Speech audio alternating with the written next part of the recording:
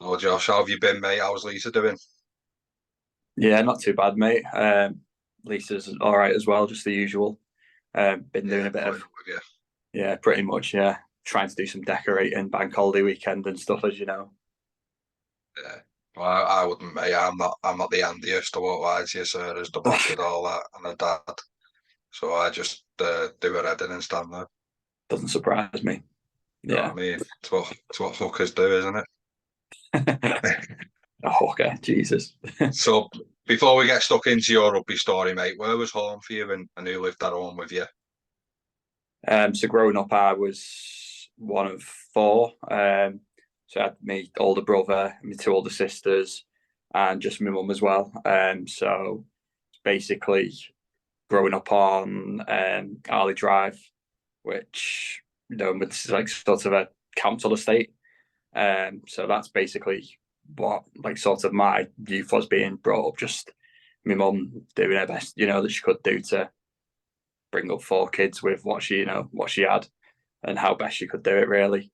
And obviously, like I said, with being a council estate, sort of children around ours who were same or similar situations as well, where everyone's not got unlimited resources or whatever that sort of stuff. They're all just like sort of on the breadline type thing, and yeah, but I quite enjoyed it being outside all the time, pretty much because that's all you could really do in like sort of those in those places. Go play footy or something like that on the big field at the bottom. So that was pretty much how it was.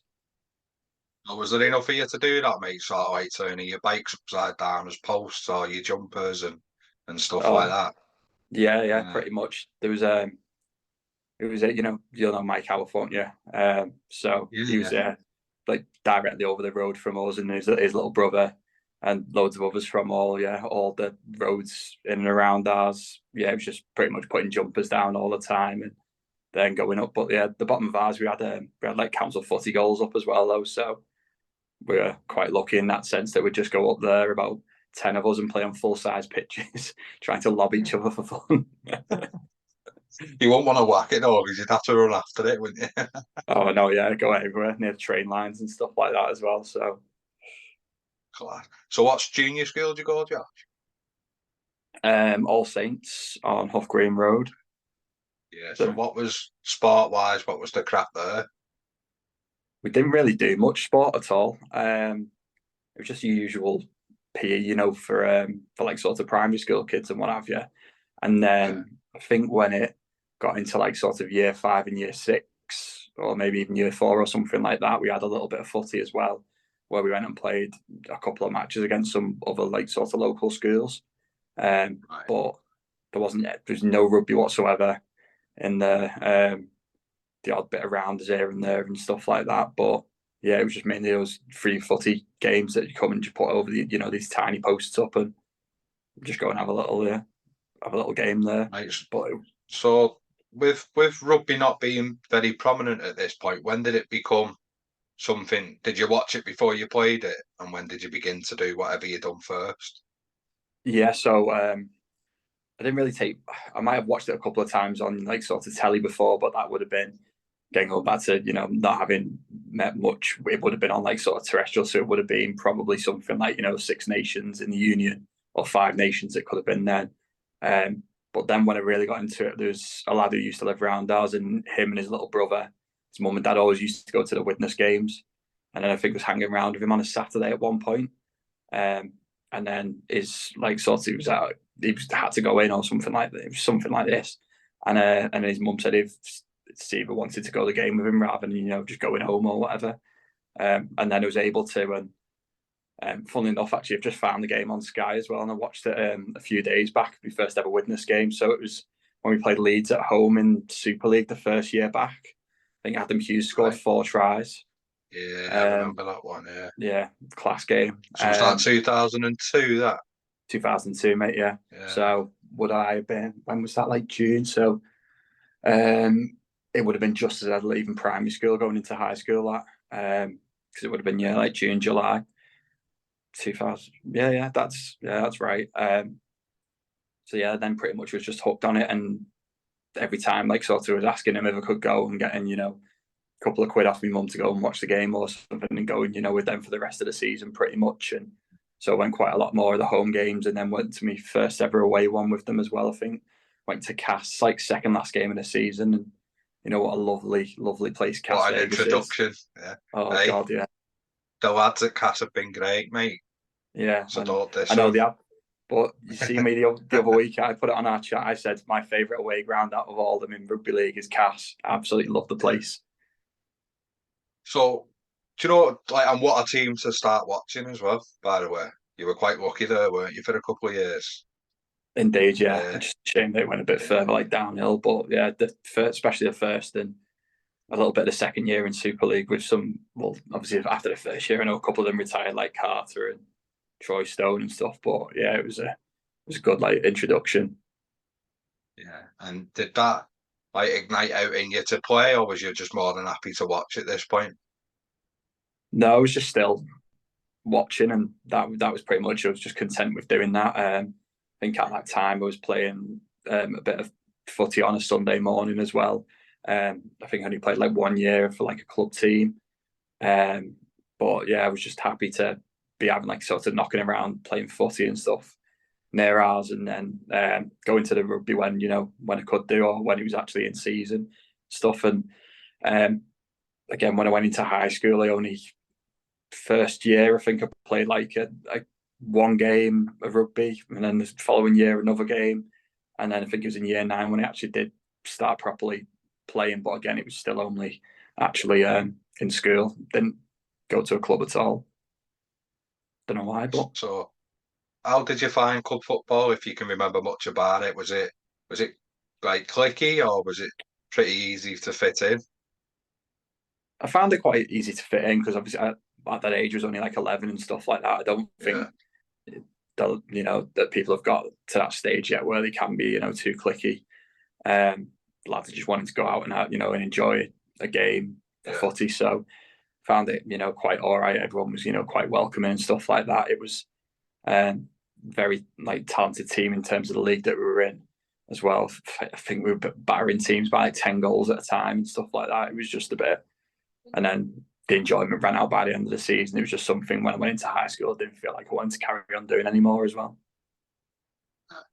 and then transition into high school. How did you find that? Again, I wasn't too bad. It's like sort of the high school I went Wade Deacon, which is quite far from my home, and a lot of the time when you go to school, if it's like sort of your school local to you, you basically all of your primary school go to that high school, don't you? But for mine Yeah, being far away, it was only Wade Deacon were only letting you in if basically you had siblings in there. So from like my one, it was a little bit tougher in terms of there was only about 6 of us who went from our primary school into the high school. I know they made sure that they like sort of split them up, so there was at least 2 from every primary school. So I at least got to be in a class with a couple of me yeah. mates from primary school, um, and then I think it's probably struggled a little bit at first with just that, but then give it a few months and stuff like that, I found my feet in there, and I found it quite decent, and it was good school to be at. It was a bit daunting as well, because it was already big where Deacon before they done what they done with it, weren't it? And it was like Yeah, old school looking and all, wasn't it? So it was probably haunted. quite daunting. Yeah. Yeah, definitely haunted. Yeah, it was. Yeah, definitely, mate. But the only other good thing though is at the time, like me brother was still there and one of my sisters as well. So my brother was in year 11. So I think that when you've like sort of got that, you feel like you've got a bit of a comfort, like a safety net in place, whereby obviously if anything bad was to happen, it's one of those. Oh, I've got a brother in year 11. Yeah. Or my sister's like sort of, I don't know, can't remember when our Beth was like year 9 maybe or something. So there is that Right. sort of safety net, and you can go to them if there's any issues or whatever. So that was good to Yeah. know. And then obviously with the teachers as well, when they see your surname, because it's not the most common of surnames, is it? Like Peyton, No. Yeah. especially not round there. Then as soon as they see it, they just know it's like, oh, you're Hannah, It's Jamie, everybody. Beth's Yeah. brother. Yeah, Yeah. pretty much. Yeah. Yeah. Right. So considering you said you've played one game a year at school as well, and it's not club stuff. When you first have a ball in your hand, did you semi understand it anywhere through watching Witness? or was you playing rugby union at school? Yeah, no, I understood it like sort of pretty much quite straight away. I take to the reels quite quickly. So yeah, it was like sort of understood everything that was happening. So the first two years where I said I only played one game, I think they were both games of union as well, where I Right. probably didn't know as many rules. Obviously with the league, watching it all the time, Widnes had picked up with them quite quickly. But obviously, union's a bit more complex in terms of the rules and all the little niggly things that you would never like sort of, or you couldn't put your finger on with those rules. So yeah, I knew about the league, maybe not so much union, but that sort of sort of soon came in time, because then when I was getting interested in the league, I had a bit more interest in union, watching probably all the Six Nations matches as opposed to just England at that point in time, and then again picking those rules up from telly. So yeah, I learned a fair And bit. position wise at school, mate, where were you playing? Because like what we'll touch on later on is your versatility's really kicked in the last few years, hasn't it? Yeah. So like where was you playing as a kid? So I was fullback, pretty Right. much in school for everything. So it was just I was sounds like I'm one of like a good dead big headed by saying it, but no, I was like I was the fastest kid in our year. Um, Right. had the worst acceleration known to man. Like at sports day, you should have seen it. It was like already Yeah. 10 meters behind people. When it was only 15 meters into the race, but took me a while to get going. But when I got going, Yeah. so yeah, it was just like sort of full back, because quite getting around quite a bit, and positioning was good, and like under the high ball as well. I've always been, or I'd like to always think that I've been like relatively solid as well with my hands and like catching. So yeah, I was just like sort of in from there, and it was always, especially like the league, counter attacking quite a fair bit from fullback. So and like striking a ball, mate, because without sounding stupid, striking a football is nothing like striking a rugby ball, is it? So how did No, you? Because that's a big part of your game at 15 in rugby union, isn't it? You've got yeah, to play the field right at times. So how did you find that, and where did your positional awareness come from? Did you get into it by playing, or could you have just done it from watching telly? yeah. I think like sort of you just pick it up a little bit from watching telly and thinking where where people are going to be, but obviously you just can't really do it unless you are playing. So it's like sort of getting a few like sort of earlier games in there, when like sort of you're in, when it was in year 9 and playing a lot more or whatever. It's just a bit more about getting like sort of the experience, and then with like the kicking of the ball again, it's one of those that round me, round their ours as well. There was like sort of, although we were playing footy on the field, we played rugby quite a bit as well, and I'd always have one of those horrible, oh, you'll know about kicking these, because it's like kicking a footy, the 8-sided Gilberts that you used to play with in Super Blasted, League. weren't they? Oh Yeah. Jesus, the spiral bombs you could do with them, it was just ridiculous. So obviously there was a bit of difference kicking that to kicking a normal 4-sided one as well, wasn't there? Yeah, yeah. So like, and you never know in school as well with our PE teachers whether they were going to pull the 8-sider out or the 4-sided to play with. So again, that was like sort of adapting to that a little bit more. But no, it was good to have like the transitional skills, because when I was playing footy as well, I was pretty much a centre back. So it was just, one of those centre backs who just stick your head on anything and hoof anything. So that was pretty much all that was about anyway. It's just putting as much behind it as I could do. Right. And then goal kicking wise, because you can nudge, mate, can't you? Which gets a bit overlooked as well, but you can nudge. You're not a crap kicker really. So where did that come in? Is that just something you used to just enjoy doing? Take a couple of balls and a tee and go and knock some over. Yeah. So again, Yeah. we were mentioning with Mike before, Mike Howarth. So we used to just take balls down to the field at the bottom end where footy goals were, and just take kicks from the sidelines constantly. They're like sort of you'd be there for 2 or 3 hours, just whacking the ball all the time. And then from that, I think it was just again in school, I was kicking a fair bit, uh, fair bit of goals there, and a lot. Though I like to thought I had, a bit of power in there. I think it soon showed that sometimes I struggled a little bit, with like the sideline kicks in school. Quite a fair bit at the time they were like sort of accurate on target, but just didn't have the power to get there. So that's where the kicking come from. And again, yeah, like to think quite accurate again, even sort of nowadays, but still the power's lacking. You can just see it all the time. Just don't get anywhere near as much as I'd like to on it. But your game now's for out. So I had to come across playing, well, you playing and then playing with you probably. If you started at 15, 16, you reckon, club rugby.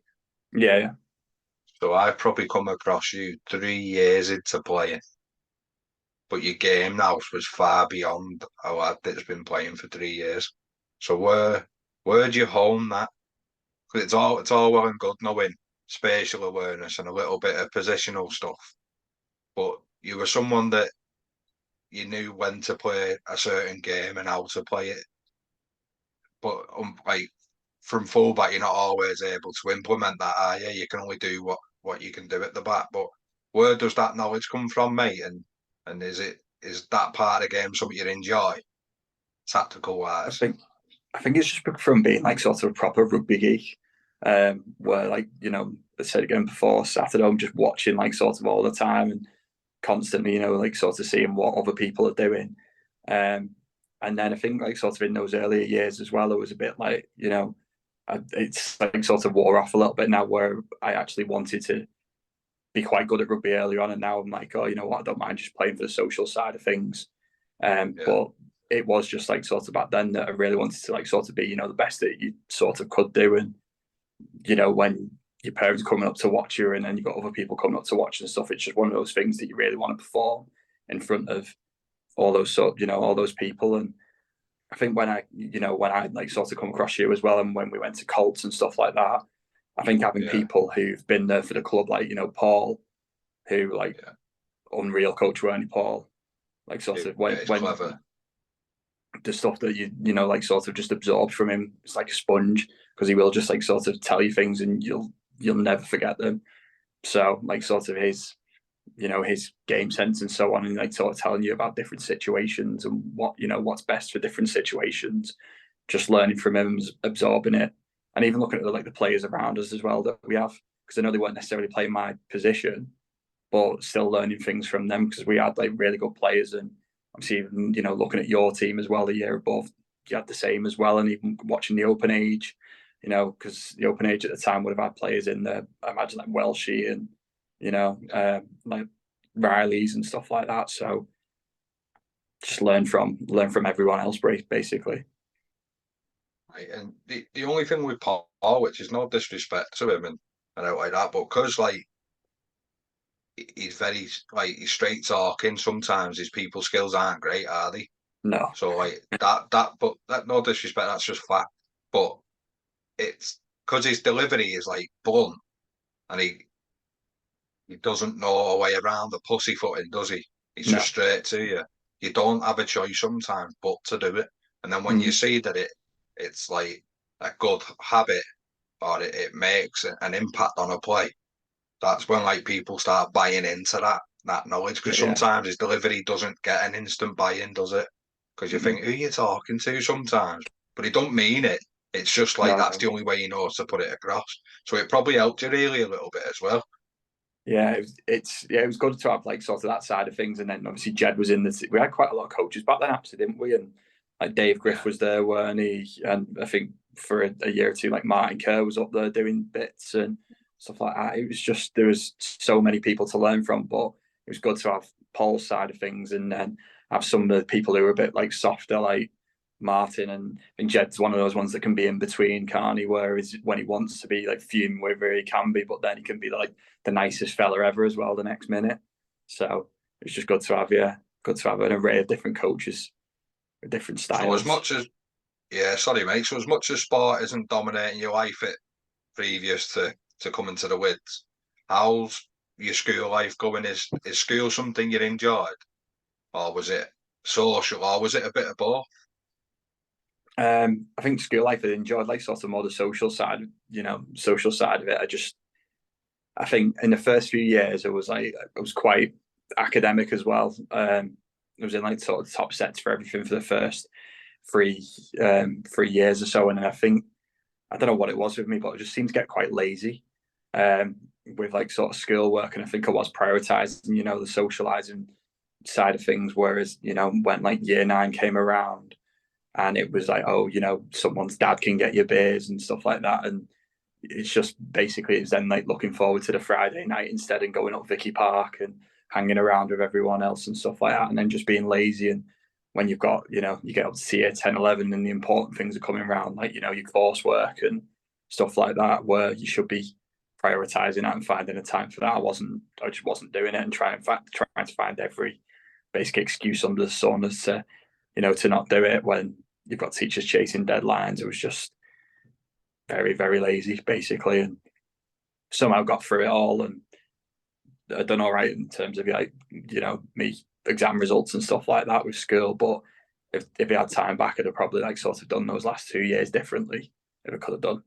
Hindsight's about, mate, innit? Mm-hmm. Yeah, it's what's It just very went in. That's what hindsight's about, innit? yeah, It's yeah. yeah. But like you said, you have done well, and we will talk about it. So, what was the ambition leaving school? What were your options, mate? Um, I don't think I like sort of had any sort of ambition as such when I was leaving. If it was one of these things that if I could like sort of have been picked up with rugby, I'd absolutely love to. But aside from that, I wouldn't have minded something like sort of sporty, because then when I went into college, I was doing PE again, and then I think picked up business studies and IT and English as well. So it was one of these that basically it was like a mix. It's a mishmash of everything. So there was no real, like sort of end goal of what I wanted to Wow. be as such. Yeah. It was really all over the place. Right. So yeah, there was just nothing there really. Right, mate. And then that's when rugby really kicks in now, doesn't it, mate? Once you've back end of school and leaving school. So, why was it the width? Um, it was quite a difficult decision because I was getting absolutely hampered by two or three sides of lads in high school as to who to go to. So I like Jamie Clare, Sam Whitty, and Callum Hancock were all like sort of pestering me to come to the Wids because they were playing there. Then they had the rugby league side of things, so we had like Frenny, Dean French, like Lunty, Danny Hume, Augie, Kyle Ogburn, like sort of pestering me to go to either like Moorfield or West Bank, to play rugby league as well for them. Um, Yeah. but I think I sort of see myself as with rugby league that even when I played it in like sort of high school, that it's one of those that I'm probably not tough enough for it. Knowing that like sort of, especially what Super League was like, back in the day as well, and watching that and just seeing, elbows, knees, boots, flying around to everyone. Basically, it was just a free for all, wasn't it? At And I just times, thought, yeah. yeah, I just thought that like sort of for me that Union was a bit more structured. I probably could use my skills, a little bit better in Union than what I could do in League. And I know Graham Kerr as well was like sort of his dad Martin was one of the coaches, and was quite good mates, back then with Graham as well. And he was pestering me quite a bit on the bus to school all the time about it. So I think in the end it was just like, yeah, Union was probably the easier choice out of the two of them to go and pick up the Wids. Right. And I know we spoke a little bit off camera about it, mate, really, because for as good a mate you are as mine, I don't really know a lot about free Colts. Yeah, And yeah. it shocked me to hear that you only started playing late, really. And so was Merseyside or out like that never on the horizon for you? Did you even know what it was? Had absolutely no idea about it. So again, like I just mentioned, Graham there. I know that Graham played for Merseyside on a couple of occasions, but that might have been like earlier on in school or something. And I'm not too sure if it was even still going by the time that I like sort of got into it. So when I was playing my first, few games, which would have been 15, 16 for the Wids and stuff like that, then it wasn't on the radar, and it wouldn't have been a priority for me to, go for the trials there, because obviously actually playing at club level, I didn't know how how I would have fared against anyone else anyway. Whether it would have got into the team or whatever, because I think a lot of the time I was just thinking I was relying on my pace more than anything else, and it's like sort of trying to wing it, especially in the earlier days. So I Yeah. probably would have, yeah. In hindsight, is another hindsight one again, that it might have been a good thing to potentially go for and see what happened, but it's just, yeah, again, one of those things that never happened. And so be it, mate. What you don't know about, you don't miss either, do you? No. So you rock up to the Wids, and what happens? Do you know where you're going? Is someone waiting for you? Is it just one of them where you stood around waiting someone to say, "Oh yeah, what happens?" So yeah, it was training over the road on Prescott Field, and I think I was just like sort of walked up from round mine because it was only like a 5 minute walk from where I lived on Alley Drive, and then it was just like walking up and waiting to obviously like sort of go and see, make sure that Callum is there, or Jamie was there, one of the lads who was like getting me down, or Graham, Yeah, going over just to make sure that they were there, and then they were, and then it's one of the things that stick with me from my first ever training session. I think I fell over like a tackle bag that was meant to leap over, and obviously everyone like rolling, pissing around, laughing. yeah, I was like, oh, what an introduction this is! Like, never coming back again. But, yeah, that was it. It was just like sort of one of those things. Just we train on Wednesdays or whatever. Turn up on the field, and we'll just see how you go and stuff like that, and get you straight into there. So that's basically yeah. what I did do, and never looked back from it. So was it one training session a week, game day? I think it was back then. Yeah, Pretty sure with like sort of with kids that they wouldn't have put us through 2 sessions a week and then games, and I wouldn't have thought that. So I think it might have just been the one session and a game on a Sunday morning. because that's what always baffled me from coming when I went from rugby league to rugby union initially. It was once a week and a game, but I've been training 3 or 4 times a week playing rugby league. Yeah, So I was like, you can't just train once a week and then play. But then when I come back at 15, 16, it was the same. yeah, exactly. Which But we somehow had made it a we had a lot of Liverpool lads as well, though. So I don't know whether that was to cater for like St Eddie's, for instance. So did you have a few Liverpool lads in your team and like that? No, I think we were all pretty, just trying to think back. I think it's just made up of. There's quite a lot of lads from Fairfield in ours. Then there's just 3 or 4 from Way Deacon, and then I don't even remember if there's any like sort of from Banky or P&P really. I think we pretty much were like sort of all from Way Deacon and Fairfield. Pretty much that's all it was really. Right. So how did that first season go? So are we 15s or 16s at this point, Josh? Yeah, it would have been 15s or 16s. I can't remember too much from it. It was just like sort of one of those again. I think it was just trying to like sort of get in, get to know the team and stuff, and just like sort of establish myself with within the team, and obviously trained a little bit there, and then went and pretty much just played fullback straight away, and playing week in week out at fullback for them. Again, it was just mainly about me learning about them and about myself, and learning new skills and stuff like that as well.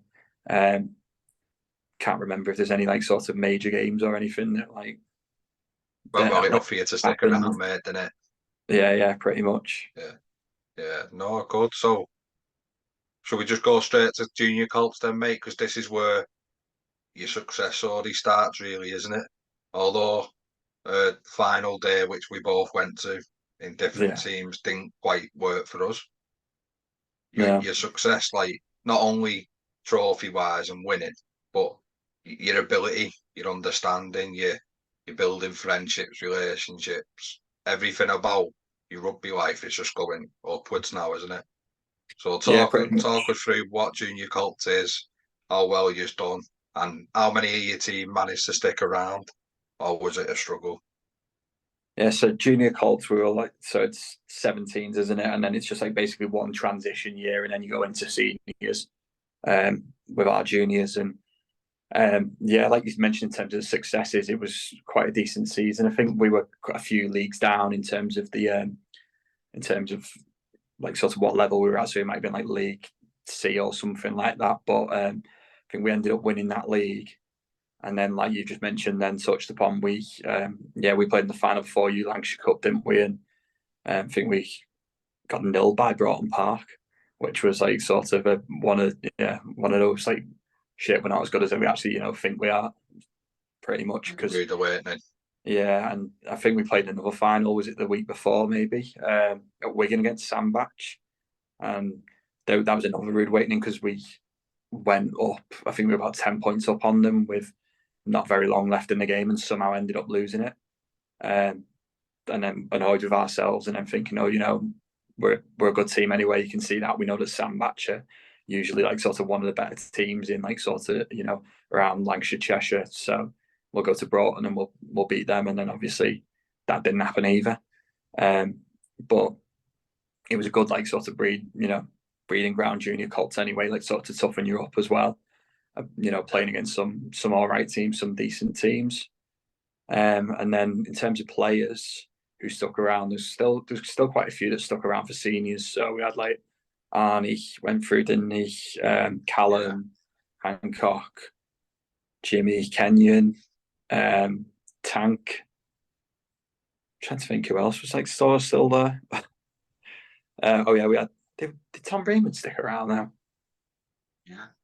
Yeah, Tom did, didn't he? And Hazy, Yeah. Martin Hayes. There was still a few George, Scowie, Paul, McClendon. Yeah, there's still a fair few that were like sort of hanging around. I didn't think there's too many left. Maybe a few that were sort of when you mentioned like sort of clicks before there are some that do emerge, and I think some from the little one like friendship group that was over in the corner from Fairfield. There's a few of those lads that I think left and didn't fancy it for the year after. I think they just didn't want to pretty much just play anymore. So, but yeah, we still retained quite a large part of the squad anyway. There's a few big games you played in, albeit you taught a nice lesson, like you said, and we were as well, I think, to be honest. But um, what are you like before them big games, the finals or the league winning games? That fasten the league up. How are you before them? All right. Well, I can't recall how it was like sort of before those ones now because I know like even again I imagine we'll probably touch on it later on like sort of the more recent ones with like league wins and stuff like that. But yeah, back then I don't know. I think I was like sort of thrived on them a little bit. Like nowadays, for some reason I get like dead heavy legs, and it takes me like 2, 3, 4 minutes to even like sort of get into games. I've got to do something, got to either make a run or make a tackle, and then for some reason it's like sort of the nerves heavy legs go when that like sort of happens, and I think that's like sort of been with me for quite a bit. A bit younger, probably felt a bit more invincible when I had like sort of my pace to rely on, which I've not so much got nowadays. So yeah, I think I thrived on it a little bit more back then. Right, and not only that, mate, it's position wise. Then you were much able to get involved in the game, so you probably didn't have time to think because you're probably under an eyeball or you're kicking Yeah. off. With your versatility now, you don't know whether you're playing wing, centre, nine, fullback, do you? Each Yeah. of the positions other than wing are quite easy to get involved quite early, aren't they? Sometimes Yeah. on the wing, mate, you won't even touch the ball. Not for a good 20 minutes or something like that. Oh yeah, just running up and Exactly. down the Yeah, pitch. yeah, That's it. yeah. Yeah. So, right. So, what was it like for you coming up into a team that was already established? Was that easy for you, lads, or did you find it tricky? Or Um, I think it was all right because sort of some people knew others as well, like sort of didn't they, a little bit from previous. So it was, and you were all quite welcoming to be totally honest. So I found it like quite easy to gel with everyone on there as well. Um, Especially with like sort of the staying behind after games all the time and staying behind after training on a Friday and stuff like that. You were all dead easy, dead easy to get along with. So there was no issues at all for me, like sort of coming into the team and then playing wise as well. I think like sort of again we just fit straight in. Some most of the lads just fit straight in and came into the team, and sort of I'd like to think that we improved it as well from like sort of some of the lads that you had the previous years who you weren't playing anymore or whatever. I think you did. I think you probably filled them cracks in that we were missing the year we both got beat. Probably plus, don't know if you remember, but that first game was Fleetwood away, wasn't it? So we sort of, without really meaning to, it sort of made us a team if we wanted to be or not, didn't it? Because Yeah, of obviously all the trouble we had there and that. But I so, what are maybe the that. standout moments from that year for you, mate? Other than So obviously we won the Lancashire Cup, didn't we? We won the league, didn't we? So what were the big moments for you? Or was there a point in the year, if you can remember, where you felt that we were going to go on to do that? No, I think it was confident in terms of like sort of winning the league and stuff because, like you mentioned, that Fleetwood game was a proper horrible, like sort of tough game, weren't it? Because I don't think the weather was like great up there and stuff like that, and it was just one of those that I think it was slag eggs going in here, there, and everywhere. And I know, like you said as well, there was a bit of the trouble at the end, and game got called off early and stuff like that. But I think when other teams are calling the game off early because they don't want to know about us, then that's like sort of you think that yeah, obviously all these like sort of teammates around me and stuff like that that we're going to go places, and then some of the performances that we were putting in against teams as well when we're putting like sort of 50 and 60 points on some teams and stuff like that. I think you knew straight away that we had a good, a good squad. And then I think that like sort of more come to fruition when um was it LSH who we'd beat in the semi-final of the Lancs Cup? I think it could have been. Yeah. So it was like sort of at that point in time, it's like, yeah, this is like, and they were the league above us, I think, as well, in like sort of the Colts league. So it's like, yeah, we know that actually we're a really good team. So there's some like sort of better teams in our league than there were in leagues above and stuff like that. So I think with the league it got a bit twitchy bomb at the end, didn't it? Because we had a few games to go, didn't we? Only needed to win like maybe three of the last few, and I know we went up to Wigan that time and they turned us over because we were just absolutely shite after the excuse me language there. But I know Half the team was still pissed and that, weren't we? And pretty much, yeah, like sort of yeah, turned up, and I remember like Jed and Yui going absolutely berserk in the changing rooms yeah. beforehand, and it stunk of a brewery in there. It was absolutely, yeah, it was mad. And then like sort of that last game in that league season as well when we had it was the quarter final, weren't it? It was coming the week after when Huddersfield turned up. Huddersfield playing in the Lancashire Cup for some daft reason. And then they all come down in the cars and turned up to watch us at Manchester in the stand. And I Wigan remember did that as day. well, didn't they? Because if we'd have got beat, they'd have won the league, wouldn't they? Oh yeah, yeah. Yeah. So there was like sort of that big, yeah. And then that game was, it just seemed the referee was trying to do everything in his power to like sort of stop us winning the game. I think you got binned, didn't you? Did Juzzy get binned? Yeah. There was a clear, deliberate knock on in the corner where Chris Morgs would have scored, and he didn't give anything. I think he added on something like 10, 11 minutes. And just again, it's like sort of one of those things that early in the season you've seen as we were such a solid team who were in it for each other. I think we were only, one score up on them, and they were kept coming at us, but it was just like, no, you're not coming through, you're not coming through.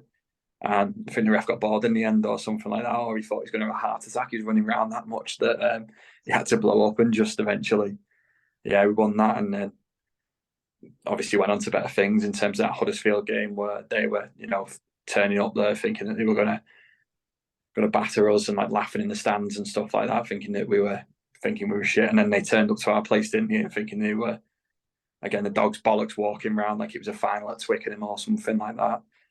About 50 as well. They were all like bald and had Um, mortgages and like a family in the car and that. We were all just coming off being on a night out and that. That's what I noticed. They were just massive and bald. yeah, Like they egg were in the nest bald though, not like a shaved skinhead. They were just pure aged, weren't they? It was mad that.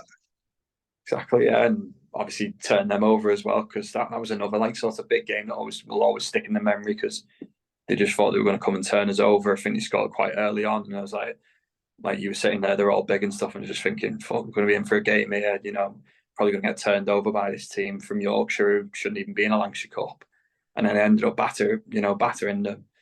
In the end, I think that was the only time that they scored actually, and then yeah, it was Yeah, it just was. Yeah. went from there, started laughing at them, and then you were going, oh, running. I remember one of them saying to me, running me shit bag.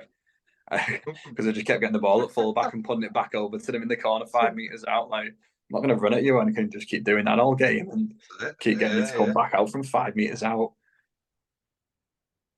I think what they'd done is I think they'd blitzed whatever district they were in. Yeah, I think that's what it was, and I don't think that year.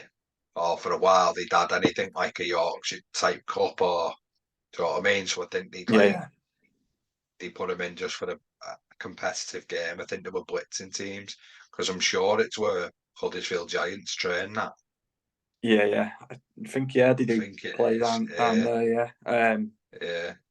So I was going to say it's nearly as far away as bloody Littleborough is anyway, isn't it? So it may as well be in there. Well, the year after that, mate, you were part of the Invincible side, weren't you? Yeah, that was pretty much unreal. Again, we were, I don't know why we kept putting ourselves in that same like sort of third league. Um, yeah, so we went into there. I think we lost one of the first two games of the season actually against Aspel, and then from there, yeah, it was just won every game like sort of pretty much quite comfortably, and then got on to playing Lancashire Cup final again. I think we beat LSH again in the semis, and then who did we have in that final? Was it Fleetwood? Was it Fleetwood or Wild. Rochdale? Filed. That was the one. Sorry, Filed at Yeah. Rochdale. And again, that was another one where they had, a couple of players when, sometimes you can hear beforehand, especially from Sam Whitty, always telling you like whose son, plays for there, or whose Yeah. cousin or whatever. I think they ran about like, I think it might have been like Josh Bowman or someone like, was playing for Filed, someone daft like that anyway. And again, blitzed them in that final. Then ended up playing in the League Cup final. So that was obviously everyone from all leagues from A to E. And then I think we played Lim, who comes second or top of League A, Yeah. in that final, pummeled them by a good few scores. And then after that, obviously, we went on to play like the North of England. They call it the Cock of the North Championship, and then we played Middlesbrough at Wigan and beat them as well. That was a lot tighter to that game. They were a really, really good side, but somehow, yeah, again, managed to just about eke out a result there, and it was unreal. Like sort of thing, like, actually, like, champions in the north of England, sort of at that Yeah. stage as well. It was, yeah, it was good to like sort of get all four trophies in the bag that you could go after that season. I imagine being part of the more successful cult side in the north as well. I don't know any sides that have gone and done that, or you don't hear about it. Not only in the club in the northwest, but you were the best team in the north at that year group, weren't you? Yeah, yeah, yeah. Right. So, do you think that made you ready for senior rugby then, mate, for open age rugby? I think yeah, definitely like sort of senior cults, especially with your lot, because I think that's when I started playing like open age. I think I started playing like sort. I can't remember. I played a bit of junior cults, but definitely at senior, I started like I know we had a fourth team at the time, so I was like, oh, you know what? I'll just go and see what that's like. And it's obviously when you're a sprightly 17-year-old who's actually like sort of quite quick and stuff like that, it's a bit daft Yankee. playing in the four, yeah, bit daft playing in the four team because a lot of them are just I say just, but like 50, 60-year-old, fellas who aren't like Social crap, rugby, isn't it? who aren't Yeah. crap 50, 60-year-old fellas, they're Yeah, just there for a laugh and a piss about. yeah. So yeah, then eventually like sort of went up playing seconds and stuff like that. But yeah, you like definitely like sort of got me ready for that and playing against some like sort of the tougher opposition that we have played against in Colts. Yeah. I think a lot of the time it was like sort of Colts was a lot harder than playing some of these second team games, and even when we were playing teams who were top of the seconds league, it was still Colts seemed to be harder than open age rugby for me at that point in time. Don't know why I felt that, but it just did. That, to be honest, mate, some games definitely second team games. Some Colts games were tougher than twos games. But so when you were back, because so for viewers and listeners that might not know, Colts play on a Sunday. Yeah. Open age is obviously a Saturday. So how did you find the transition between, because they're both classed as senior rugby as well, for anyone that might not understand. You can be 19 and under to play senior Colts, can't you? And then Yeah. obviously you can be 17 and older to play men's rugby. So how did you find the switching? And was position wise, was you still playing 15 and Saturday, Sunday? So when it was like sort of in Colts, I think Did I go? I think I went on to the wing actually, like sort of more with senior cuts. So the first year when I was with you lot, I know I played like sort of most of it at full back, and then at one point I had to go and play another position. I think because someone was missing, and then Chris Morgs played a couple of games at the end at full back, and then the next year, obviously Smigger, just obviously an unreal player in the end. He was playing full back, and then I was playing on the wing instead then. But it was quite tough though because we had like Colts training. What day did we have Colts training on? Friday night as well. He's, So you were training on Friday night, playing on Saturday midday, oh, and then playing on Sunday after a night out on Saturday as well. Generally, so it was just it was like a hectic weekend, and it was proper tough, to get through. But it was one of those that I wasn't playing senior rugby loads and loads as well at that time though, because I worked on a Saturday, so it was just like every so often that I got a Saturday off that I'd play and do that. But it was still the times that we done that play was just absolutely, it was horrible on the body, and you'd need those next few days to like sort of recover from it as well. You never probably did you? Because you felt it till Thursday, and then you training Friday, you're back playing Saturday. Or I used to feel it all week, mate. It was horrid. But so, how did you used to see the game differently from fullback to wing, mate? Um, don't know, because I think with wing, obviously you're like sort of more up in the line quite a lot more, aren't you? So you don't get like a full picture of the game, which you do at fullback. And when you're like sort of playing fullback as well, you can have a little, look up, put your kicks in, like sort of what you can do over the top. And there's not as much like sort of tackling at fullback, I don't feel as well. Or you don't The see beauty is as well, you're not frowned upon, are you? Because you're the last line of defence. We've all not done our job for yeah. you to have to be facing 2, 3, 4, have we? Yeah, I was literally just about to say as well, you don't feel like sort of as exposed when you're playing sort of on the wing as fullback, because a lot of time with wing you just try and push them back inside again. If like someone's going to try and get there, and then hopefully your drift defence is coming over, and you can then push them inside and make the tackle or whatever. But I think that's like sort of the main difference, is being able to see the whole pitch, and then only then being able to see like sort of your wing type, and the whole moving up and back all the time as well with wing can be a bit of a nightmare, especially like sort of you don't know when they're going to kick. And I know more nowadays as well with the whole 50-22, it's got worse. 50-22, yeah, got a lot worse. They're having to like sort of drop back in, but they're definitely the main differences that are seen. I seen back then. You just see a lot less of the ball on the wing as well.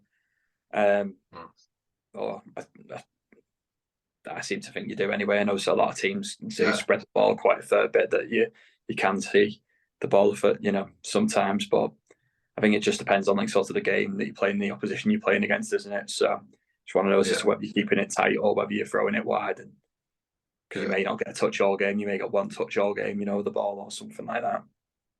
Yeah, it's just about being patient, and it's something you learn as you get older rather than as a young whippersnapper. Like, but the only thing what I'd say for viewers and listeners is when we're on about positional play, depending where you are on the field, mate, you might have to worry about the 5 meter channel, the 10 or 50, because depending where you are, the full back will shift to one side or the other, won't they? And you tend to just worry about that end third, don't you? But when you're looking at being the other winger being flat, you've gone from having to look after that much to like that much, haven't you? Yeah, And like you pretty said, much. if you're a nervous lad and your legs are heavy and you're not on the nicest of pitches, because we're not professionals, it's an hard go, in it. And then Oh yeah, when you definitely. look up, you've got 3 lads in front of you, and like you're defending a kit, and you've got to know where to put it. Sometimes you just got to get it off the island, mate, and everyone get back and reset. Yeah, reset. Yeah, So, yeah, right, mate, 1 second. Apologies. it's all right. So when you're coming through then, mate, and like you said, you had to work some Saturdays, didn't you? So when you got the chance to double and then Colts was ending, what happened with your Saturday job? So once culture was done, did the Saturday job go? No, still like sort of still in it. So I worked Saturdays for quite a fair bit. It was probably until like sort of my mid-20s. Right. Because yeah, when I went like sort of college, I pretty much I'd done 6 months, and it was like one of these things that it wasn't for me.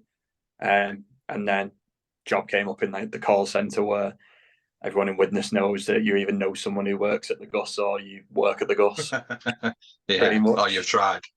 Yeah, so yeah, that's where I went to like sort of work on the phones for for about 4 years or whatever, and then started doing something else in there, but it was still on like a Saturday doing PPI work, which is absolutely tedious. Um, Yeah. so yeah, I was still doing that until like maybe about 20, like I said, about 25, something like that, maybe 24, 25.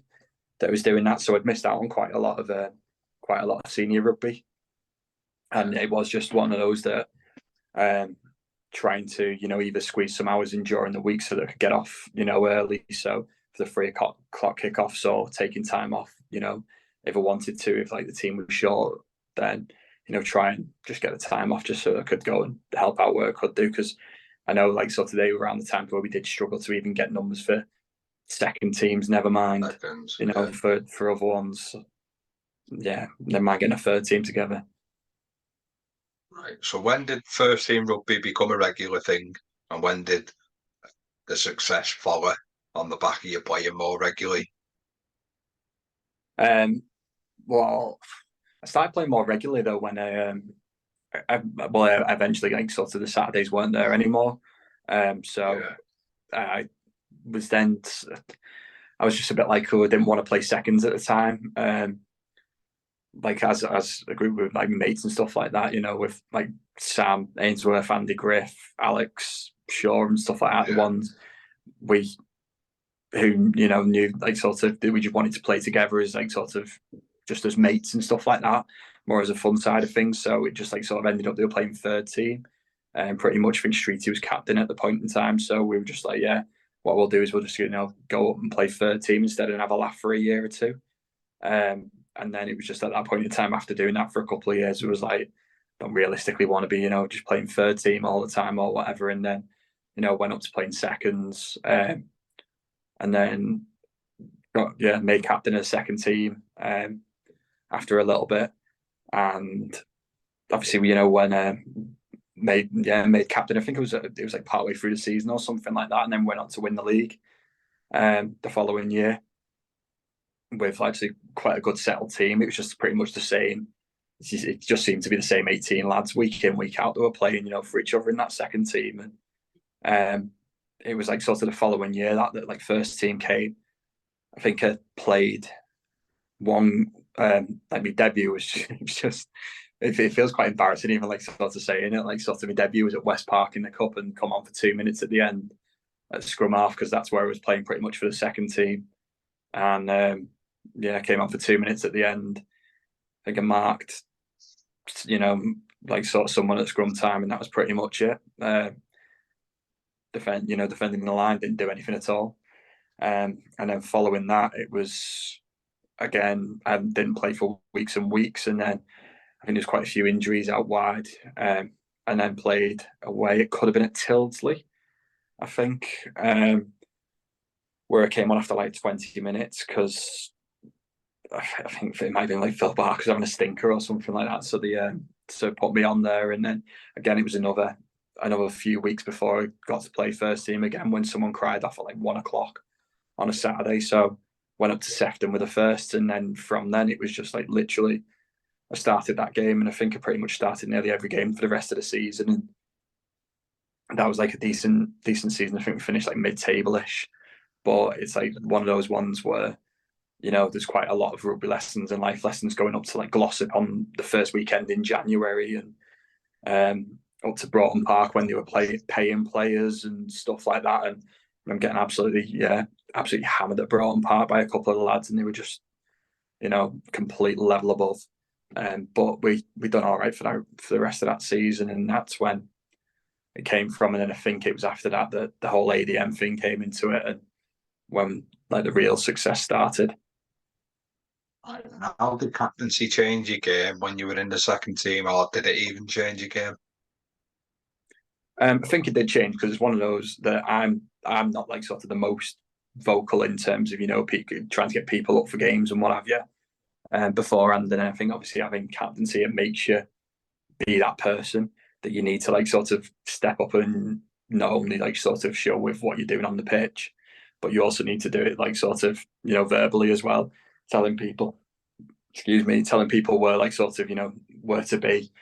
And then you've obviously got 14 lads that are constantly shouting around you as well, like getting in your ear because the ref's done something wrong, and you're just like trying to keep calm under the pressure of all your lads and what have you.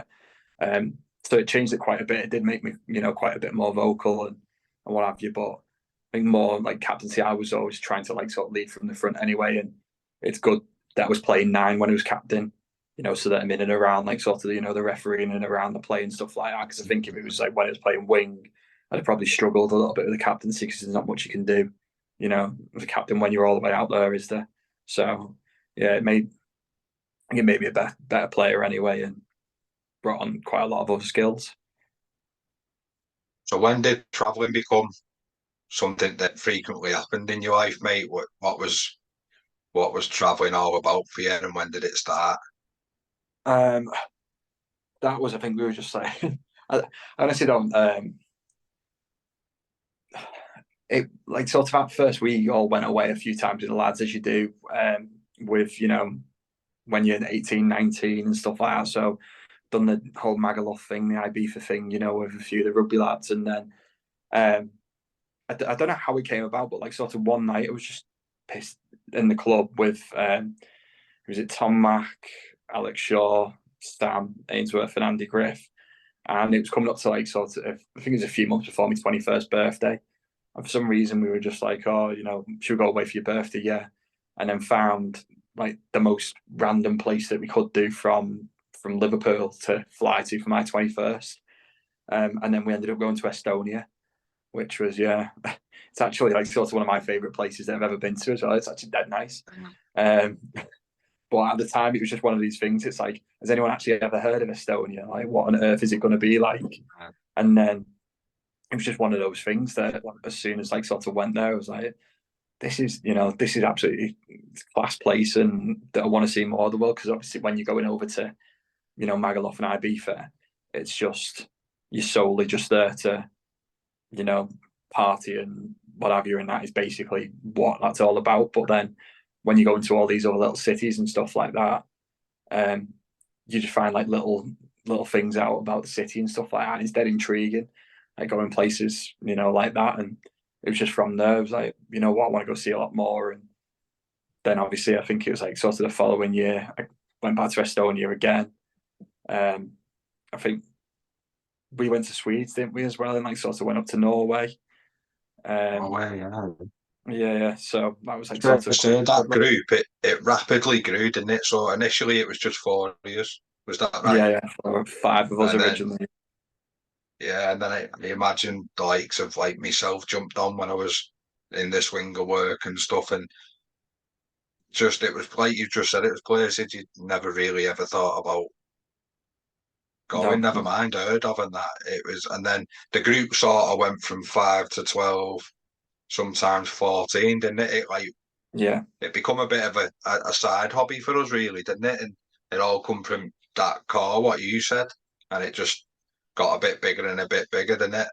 yeah. I think it was just like sort of a little bit like the booming affordable travel type thing as well, because obviously we were all not exactly earning loads of money and stuff at the time when you're in your early 20s and stuff. So it was just a case of, oh, where can we go and have a dead cheap weekend? So you were like finding, return flights of 30, 40 quid, and, hostels that you can stay in for 2 or 3 nights that cost you £20. And when you're going over to places like Poland and it's a quid a pint and, stuff like that, it was just, where can we find it's like that we've not been to before that's absolutely dirt cheap. And like you said, it was then all the other rugby lads that were, coming along into it, like, yourself, Jimmy, Kenyon was then coming in, wanting to go along. We even integrated Mike Jones when we were all like 21. He was coming through the Colts, wasn't he? He was one of the Colts who stayed behind all the time. And he got, quite involved with us. And think we like sort of went to Lithuania when he was 17 or something like that for his first ever one away. And yeah, it just grew from there. So just keep going to as many mad places in Europe as you can do. And then obviously you were touched on there, mate, before I brought the travelling up, is when the real success kicked in. So talk us through where it began, like your first taste of first team silverware, and then how everything just snowballed. And for viewers and listeners, I've had a few of the Wigs lads on, but it's the unbeaten run as well, mate, isn't it? And Yeah. now Uh, you can talk about like the national trophy you won and things like that, mate, if you can. yeah. I didn't win the national trophy, mate. Yeah, but you were a part of like the process, Josh, just because you're not in the squad on the day. You've helped contribute and bring lads through into that team. Yeah. We'll start off from Thingy anyway. So it was when was it now? So it's 2018-19, wasn't it? When we won that. So I wasn't in the squad for like the first few games. I think it was one of those where I always like, went on holiday and then, not available for the first couple of games and stuff like that. And then it's always you've got to bide your time a little bit. But me, because I obviously was never, one of the superstars in the team. I think it was just one of the lads who was, the pretty much steady, who was just, reliable and stuff like that. So it was always just waiting, for someone else to become unavailable or to become, it's not what I was personally wanting for, for someone to happen, but like when an injury come along or something like that, that you come into the team. So I think the lad lost the first 3 games of the season it was. And then yeah, after that it was like sort of the unbeaten run. I think it was like sort of another 1 or 2 games before I had my first game of that season, and then yeah, it was just again. I think it was in the team for the majority of the like sort of the games again that season, unless it was unavailable, and then again it was maybe like a week out until someone else wasn't available, and then I was back in the team again and stuff like that. And that cycle, constantly happening. So probably played maybe 15 or so games in that season, but yeah, like culminated. It seemed I think it was like 4 teams who were chasing the league like right at the end. Was it like Yeah, it was ourselves close, West? wasn't it? Yeah, ourselves West Park, Oldham, Didsbury. I think LSH might have even been in and around there and stuff like that. So it was getting like quite close towards the end, and it was just like every single week going out there thinking, don't don't just need to win the game. We also need bonus points as well. Constantly because Yeah, everyone's in and around each other, and I think people would never like sort of say, there's always that cliche like, oh, it's just the next game, the next game, the next game, and stuff like that. But I think we always subconsciously had our eye on that last game of the season. Thinking that we've got all these other teams who are like mid-table and towards the bottom end, like the old Winians, is Trafford's, Littleboroughs, and stuff like that. And then it was just like always had one eye on that last game of the season, West Park away, because it's just like, right, this could be the one where we lose it. West Park win the league, we win the league. There could be one of the other 2 teams that are in the mix as well for it. And I think we started that off quite, we started off quite badly in that game, quite nervous and giving loads of ball away and stuff, giving field position away. And I think we went a couple of scores down quite early on, and then got ourselves back into it. I scored just on half time, and then again, second half, it was a bit like tit for tat type thing, and I'm pretty sure that Andy Owens kicked a few penalties as well, just to nudge us in front. And then I got a couple of tries again at the end, like sort of to get the hat trick, and then it's one of those things I think which you'll never like sort of forget the moment when you've got up after scoring a hat trick and then you see like 15 lads just bolting it over to you, because it's like, so it's one of those to win the league, and just seeing everyone jumping on each other. Even you've got like people on the sideline. I think Josie was suspended or something. You've got him jumping in with people and injured lads jumping on top of you. It's yeah, just crazy. And then yeah, we went to win the League Cup as well in that. Don't think I got in the final of that one, but again, it was like sort of part of the team in there. And then Lancashire Trophy at Rochdale were a bit of a chaotic game where there was like loads of points in against Metrovic, but again, we just done our job early on and got like sort of all the points on the board, and as a team played well. I think there's a couple of lads missing as well who've been there all season. Like Andy Owens, I think wasn't there, and could have been a couple of others like Key and maybe Sam. I'm not too sure. There's a couple missing anyway, and it was like quite good to end that season with the treble. And then Yeah, following year we went back into it again, didn't we? And got we won the league. I know it got cut short a little bit because of COVID, but again didn't lose a game in that league that whole season. And I think the last game that we played was that when we were up to Halifax and got beat by a very good team. I don't know what they were called. all Broadlands. Old Broads, that's them. Yeah. Yeah, They were very good, very well drilled, and we just obviously wasn't ready for it, for them, and done a job on us, which was disappointing to like sort of end the run. It was 40 odd games or something like that, and then we didn't even have a chance the following week to go out and avenge the defeat or anything like that because COVID had hit and everything had completely stopped at that point in time. mate. And fast forward to where we are now, and what's the future hold for your rugby, mate? What's the ambition there, and or what's the goal? Is it just to keep enjoying it? Are you happy to keep going? And Yeah, it is just plainly at the moment. It's just more like sort of social side. For me, I do still like going up and getting out on a Saturday, and I think last couple of years and stuff like that, I've been saying my body's not getting any better and stuff like that. And on Sundays when I wake up with my back's aching and my legs are aching and stuff like that, and I'm always like, oh, this will be my last season. This will be my last season, and you just somehow keep playing and stuff like that because it's something you want to be around and you constantly want to be around the club. And I think the alternative to this is getting a season ticket or witness, which will be quite depressing nowadays anyway. So yeah, I think at the moment, it's a way of keeping fit and keeping around the lads and keeping involved. I think I spoke to Lockers actually like last season because Lockers is in the late 30s now or something, getting near to 40, and he was just like, with the lads who are around him, who played with him, who've all like packed it in, who've said that like they regret it, and Lockers is the only one that's like still going out of them a lot, and he's like, pretty much, I'm just going to keep going until I physically can't go anymore because once you've stopped pretty much. It's hard to get back into it, isn't it? So yeah. No, yeah. Especially if you've got the choice. I imagine if you've stopped because you think you've had enough, not because your body's making it or your life start like work or home, because things can change, can't they? But I think if you can just keep going till you physically don't feel able to, I would. Because yeah, I put a post out on, I think it was LinkedIn, mate. It's not the game you miss. It's like the crap no, with your it's mates before it, during it, after it. Like no matter what, yeah, how much you've been involved, if you weren't a player, someone's won something, you don't feel a part of it. If you've played in it, you feel a part of it. So that's what I'd say to yeah, you, mate. Just keep going while your body can, even if you say you just solely rely on social rugby and play when you can. Just do it. it's what I will be doing, hopefully. Yeah. Right, mate. So I've got a few daft questions for you. Go on. So any pre-match superstitions?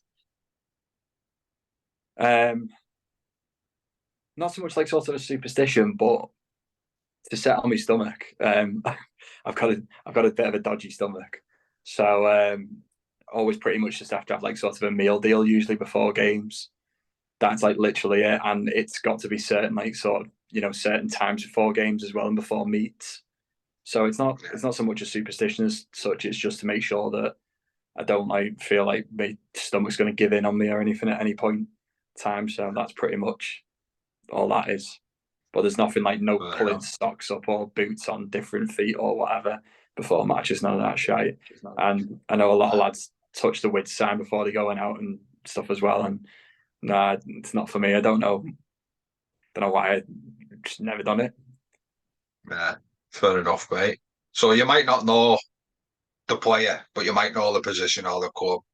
So the toughest player you've played with and against, tough is different for everybody, by the way. It doesn't have to be someone that's going to knock someone out. It can be a hard, someone like a winger who comes off the back all the time, hard carries, hard carries.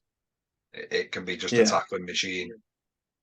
It's quite hard to like sort of think back and think of certain games and stuff like that. Um, one that I know, one that I've not necessarily like sort of come into contact much with. I remember who we played against was Simon McIntyre. You know, the one who is he at Sale now? He used to be at Wasps. Yeah, the prop. Because yeah, he played Yeah. in that final for Broughton Park against us, and I'd never seen anyone stop Arnie dead in the tracks and just turn him over 5 meters out from a tap penalty, and I was like, Jesus Christ. Um, so he was like sort of one that I thought of. In terms of other ones who were like more like my position, I always remember there was like a lad at Metrovic who was like quite a big winger who, you know, constantly like sort of running at me. And I think in the Lancashire Trophy final as well, he proper sat me down when I tried to chip the ball over the top of him. And he just like picked me up Right. anyway and dropped me on my head type thing. And I know obviously now with like sort of my age getting to me and like I touched on now that I'm losing my pace and stuff a little bit, or if I've not already lost it. In the second team final last year against Aspel, there was a lad who I got told after the game was only 17, but he absolutely ran me ragged, like properly fast, like you say in the I can't even remember what the movie's super bad, where it's like fastest kid alive. He actually was like the fastest kid alive, 6'3", strong, everything, and just had me in his pocket all day. And I had an absolute shocker of a game on that one. So probably they're like sort of ones that just immediately come to mind. Toughest playing with. There's quite a few. Obviously, like sort of Tom O'Neill never stops, does he? He's just an absolute machine. Um, like hard Wildy as well, like sort of just runs in hard every time, doesn't he? And he's another one who just like you know never stops. Another one, he's like sort of he's a lot smaller, but like sort of so tough. We've been playing with like last year and the year before, Deck Rice. Honestly, he's absolutely like sort of nails. Just never seen someone like that. And he was playing scrum half last year, and he was taking balls in like he was the prop in a rugby league game, off a kickoff, just trotting the ball back in.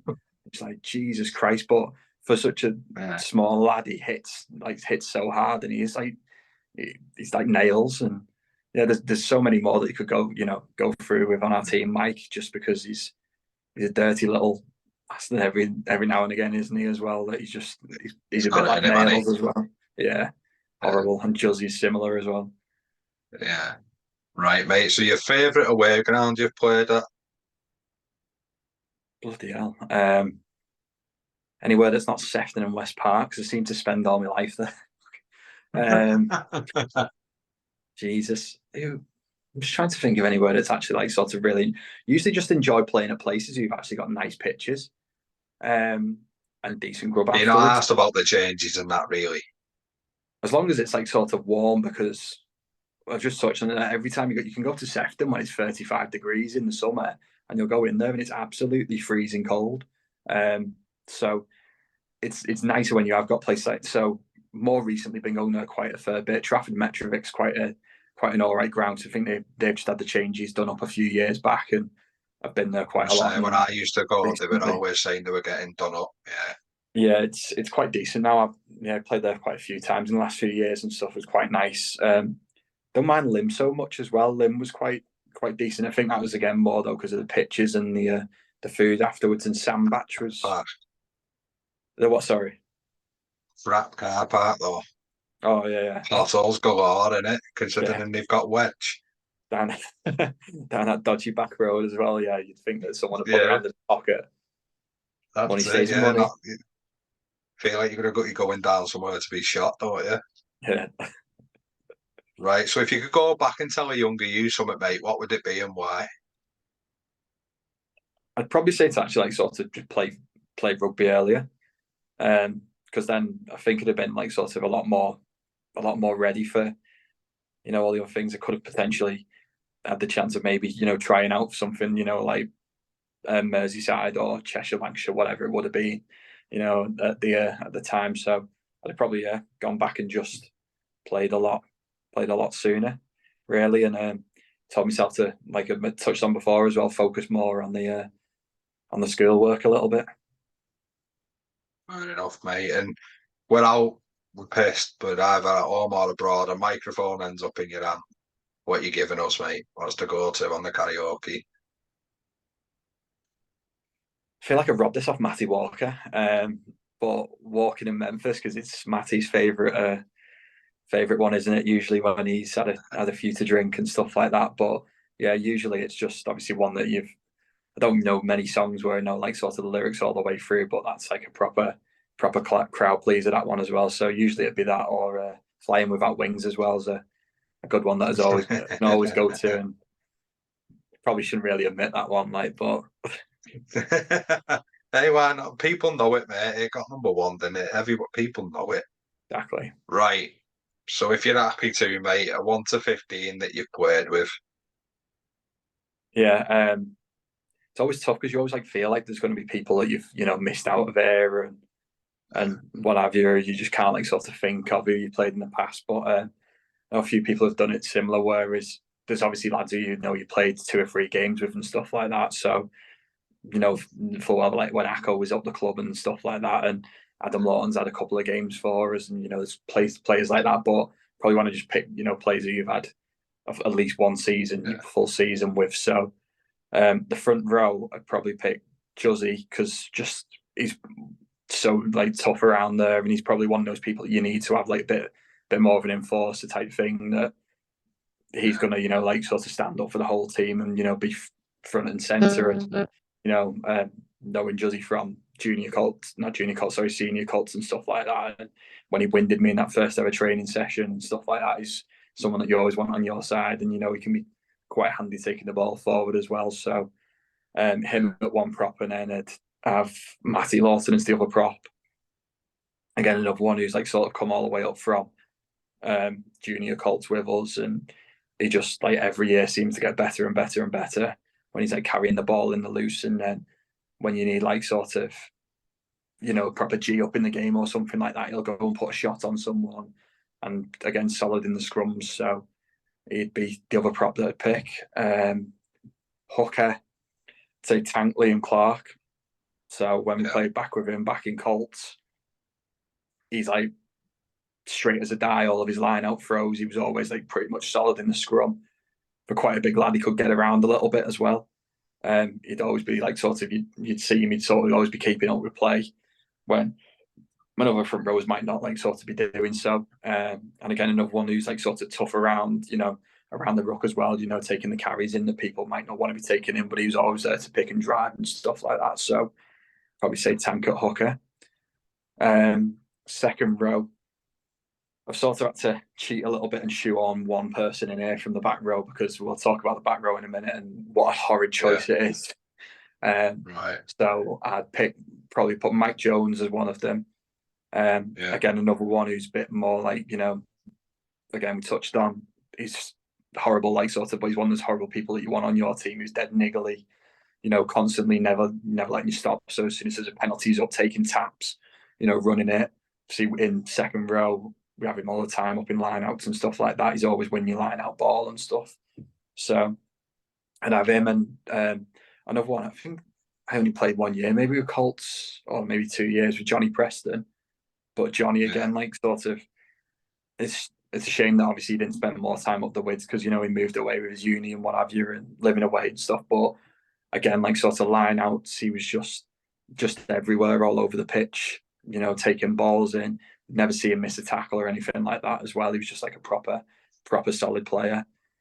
Now, like I said, moving on to the back row, this was just like, it's just horrible trying to choose like people from this, because if you go back and look, the senior Colts back row that we had, where you had John Forrest, Phil, Tom Mack, then, and obviously I said Wilcox only played a couple of times, didn't he? But then you had you at back row for some time during the season. You had Arnie as well, and then you moved to senior Colts, and you've got Johnny Lowe, Garrity, Jamie Clare, Jimmy Kenyon coming off the bench, and then in open age as well, there's people like, back rows we've got Kieran, Will Patient, Tom O'Neill, Mike, who have had to shoe on in the second row because there's just too many to choose from on this one. So, sorry, I'm taking up all your time now just describing this. No, go on.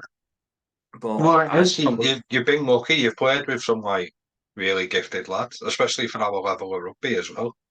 Yeah. Oh, another one that I've just like really I didn't touch on, but like second team last year, Al Breeden, again another absolute freak. He just doesn't want to play first, does he? Or as Well, far as I'm I have aware, asked he's not people like, wanted to.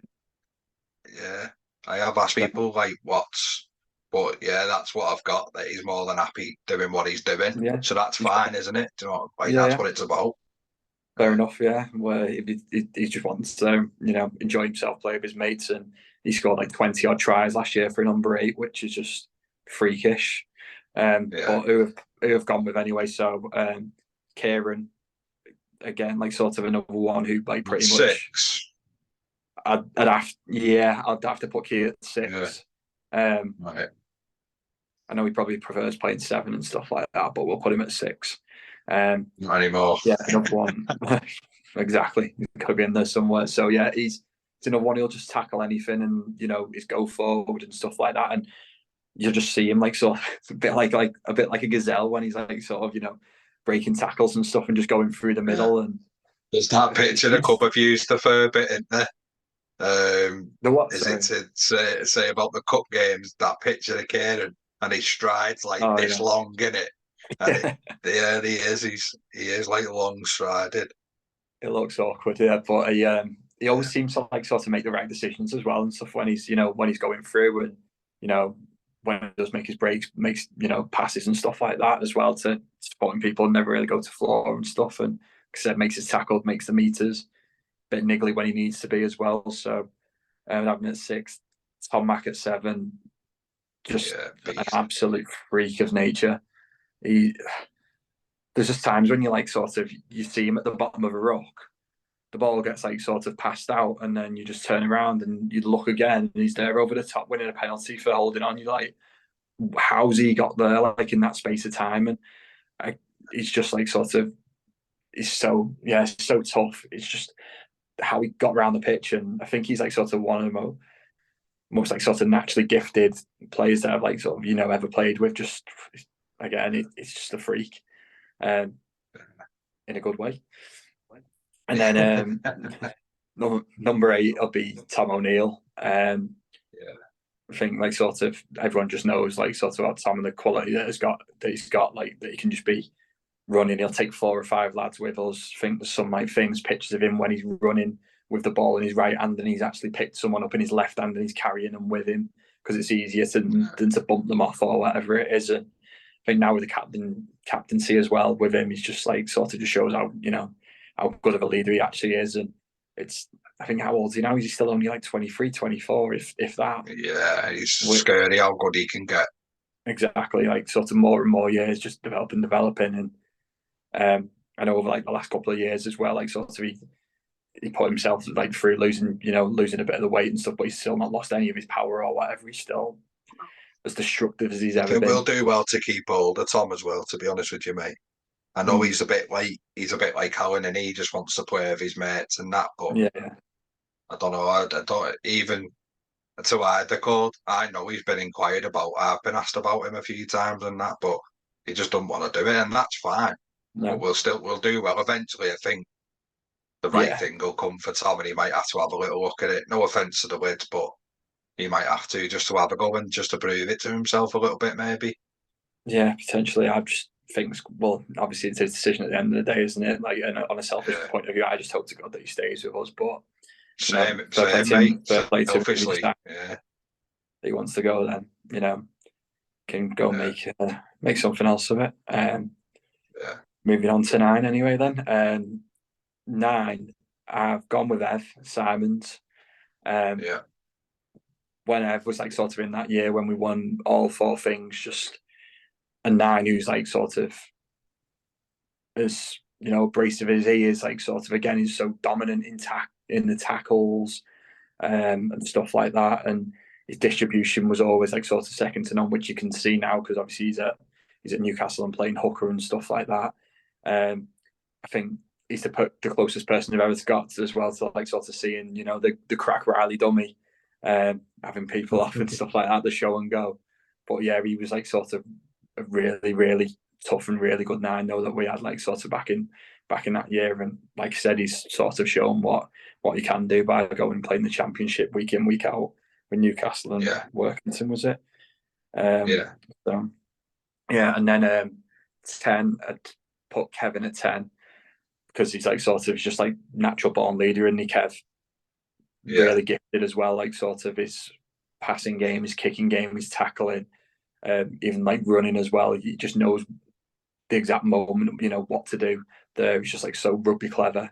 And I think a bit like when I said before, I'm a rugby geek. I think he's like quite similar, isn't he? In terms of that as well, just absolutely loves the club and constantly doing, being up there and just getting, better and better. And obviously he's got like, quite a lot of injuries and stuff like that. And to see, yeah, and I know last year he said that he was going to retire, and I think obviously he just couldn't, could he? And obviously a benefit for our club that he's just like carrying on and stuff like that. So yeah, the Kev there. 12, I put Chris Schofield. Again, so like naturally gifted. His passing was class, but I think he's like sort of more dominant when he's like tackling people. It just seemed that every tackle he'd make, it'd just be lifting someone off the ground and dumping them back again.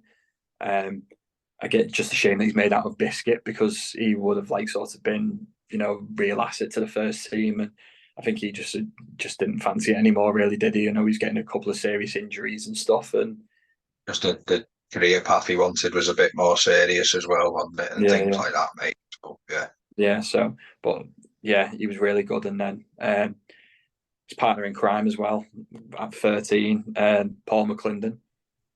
I think some people like sort of, because Paul, when he was like a young age, went to Sale, didn't he, and like sort of signed for Sale. So I think everyone like thought he was going to be like an absolute megastar or whatever it was, and but you could see why, or I certainly anyway could see like sort of why he would have got picked up that early. With again, he got an absolute massive boot on him, and like sort of his rugby brain was really really good for like sort of how young he was, and then going into the Colts, and obviously played a year or two with him at open age as well, and he was good at like sort of running lines, and he knew exactly with the calls where everyone was meant to be, organising the back line all the time and stuff.